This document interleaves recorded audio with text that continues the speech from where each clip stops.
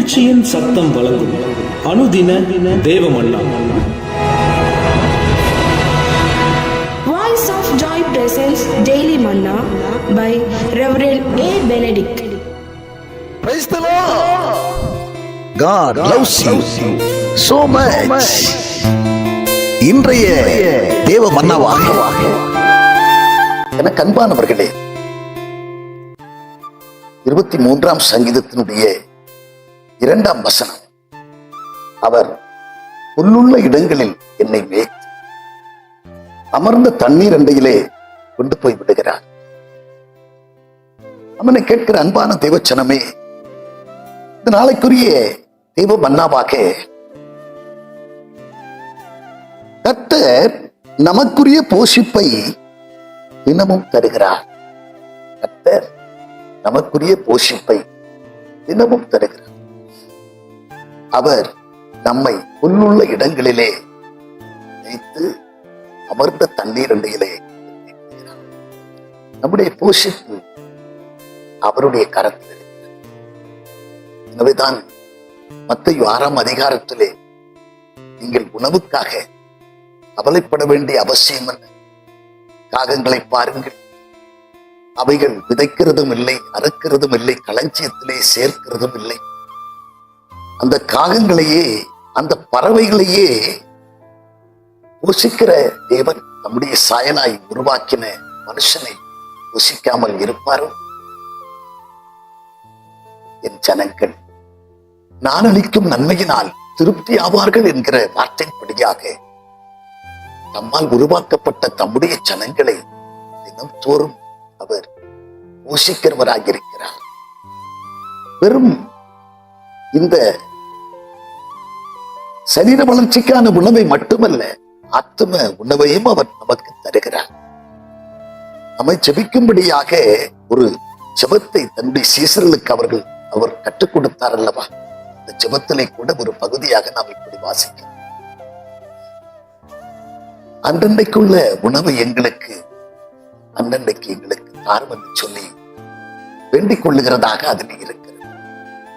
கண்பானவர்களே, நாம் இதற்கு முன்னதாக நேற்றைய நாளிலே நாம் பார்த்தோம், சிங்கக்குட்டிகள் தாட்சி அடைந்து பட்டினியாக இருக்கும். ஆனால் கர்த்தரை தேடுகிற தம்முடைய பிள்ளைகளுக்கு ஒரு நன்மை குறைப்படாது. ஆண்டவர் யாரை அவர் அதிகமாய் போஷிக்கிறார், யாரை விரும்பி பாதுகாக்கிறார் என்று சொல்லி பார்க்கும்போது நமக்கு பயந்து நம்முடைய கிருபைக்கு காத்திருக்கிற நம்முடைய பிள்ளைகளை போஷிக்கிறதிலே அவருடைய கண்கள் எப்போதும் நோக்கமாக இருக்கிறது என்று 33ஆம் சங்கீதத்திலே 18, 19 வார்த்தைகள் விதமாய் சொல்லுகிறது. நமக்கு பயந்து தம்முடைய கிருபைக்கு காத்திருக்கிற தம்முடைய பிள்ளைகள் மேல் அவர்களை பஞ்ச காலத்திலும் போஷிக்கிறதற்காக கண்கள் நோக்கமாக இருக்கிறது என்று சொல்லிப்பார். ஏசாயா 58ஆம் அதிகாரத்திலும் கூட 11ஆம் வசனம் சொல்லுகிறது, அவர் நித்தமும் நம்மை நடத்துகிறார். மகா வறட்சியான நாட்களிலும் நம்மை தப்பாமல் போஷிக்கிற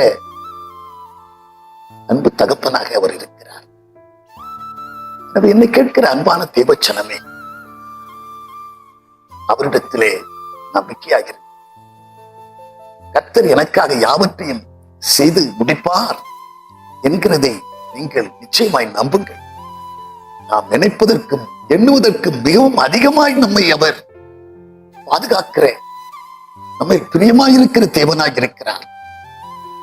நம்முடைய சரீரம் உணவிற்காக மட்டுமல்ல, ஆத்தும உணவையும் தந்து நம்மை ஆதரிக்கிறதிலே, பராமரிக்கிறதிலே சிந்தையாக இருக்கிறார். ஆண்டவர் சொல்லி இருக்கிறார் அல்லவா, ஒருவன் அப்பத்தினால் மாத்திரமல்ல, தேவனுடைய வாயிலிருந்து புறப்பட்டு வருகிற ஒவ்வொரு வார்த்தையினாலும் அவன் பிழைக்கிறான் என்கிற வார்த்தைப்படியாக வார்த்தையின் மூலமாக நம்மை பிழைக்க செய்கிறார், நம்மை பராமரிக்கிறார், நம்மை பாதுகாக்கிறார்.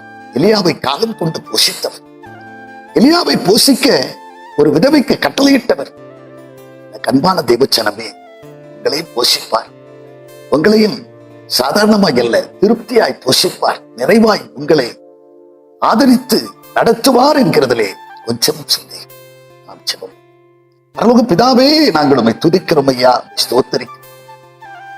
புல்லுள்ள இடங்களிலே எங்களை மேய்க்கிறவரே, அமர்ந்து தண்ணீர் நிலைகளை கொண்டு போய் விடுகிறவரே, அப்பா, எங்களை சரீர பிரகாரமாக மட்டுமில்லாத ஆத்மாவிலும் எங்களை நாளும் போஷித்து எங்களை திருப்தியாக்குற எங்கள் பரம தகப்பனே, நாங்கள் பிரம்மாண வளர்ச்சியில் மட்டுமல்ல ஆண்டவரே, உள்ளான மனுஷனிலும் நாங்கள் இன்னும் வளர்ந்து இன்னும் கிட்டி சேரவும் ஆண்டவரே, உம்முடைய சாயலாய் நாங்கள் மாற்றப்படவும் எங்களுக்கு பேருதவி செய்யுங்கப்பா. நாட்கள் பொல்லாதவர்களா இருக்கிறபடி நாளை காலத்தை பிரயோஜனப்படுத்திக் கொண்டு உமக்கென்று நாங்கள் இன்னும் பரிசுத்தமாய் வாழ எங்களுக்கு பேருதவி செய்யுங்கப்பா. நாங்கள் உம்முடைய வார்த்தைகளை ஆண்டவரே சோத்திரப்பா உம்முடைய இருதயத்திலே பதிய வைத்து அதை பிறருக்கும் நாங்கள் போஷித்து பிறருக்கும் நாங்கள் ஆண்டவரே போதித்து அநேகரை முண்டை நடத்தி கொண்டு வருகிற பிள்ளைகளாக நாங்கள் என்றும் காணப்பட எங்களை கொடுக்கிறோம். பொறுப்படுத்திக் கொள்வீராக. இயேசு கிறிஸ்து மூலம் செபிக்கிறோம் நல்ல பிதாவே, ஆமென்.